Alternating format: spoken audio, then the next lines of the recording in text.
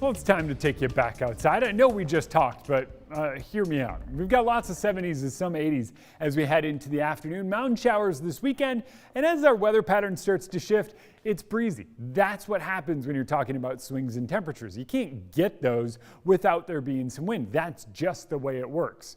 Right now, it's that same kind of gray haze downtown that we saw here on South Hill. 71 degrees currently. That makes it the third time so far in 2021 we've hit 70 in Spokane.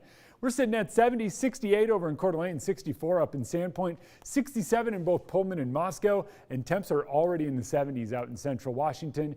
And thanks to that ridge of high pressure, we are going to continue basically the same as we've been all day.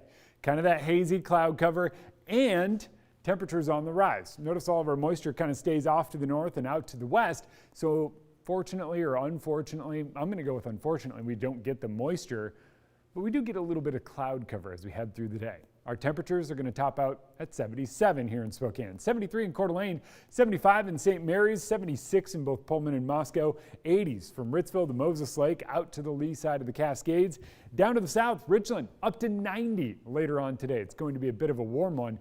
And today, our warmest day this week. Tomorrow, we start our cooling trend. And by the time we get into the weekend, we're topping out in the 60s. But for us to go from 70s down to low 60s, what winds up happening is we need a little bit of a wind to bring about that change at the surface, because up in the atmosphere overhead, we go from a ridge of high pressure to a little bit of a trough and a weak disturbance sliding through with that. There's not much moisture or energy with that disturbance.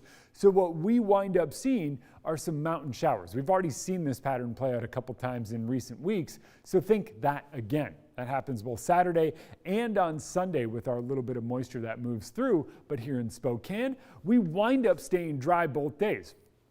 It's nice. Cooler morning both days, but by each afternoon, temps are in the 60s. And keep in mind, tomorrow we officially kick off the virtual worldwide Bloomsday. And if you're looking to get out in Spokane and do a bit of running, the only thing you're going to contend with in the days to come is a little bit of wind on Saturday. And every runner knows, for some reason, if it's a little windy, that's always a headwind. But temperatures and the lack of rain seem to cooperate.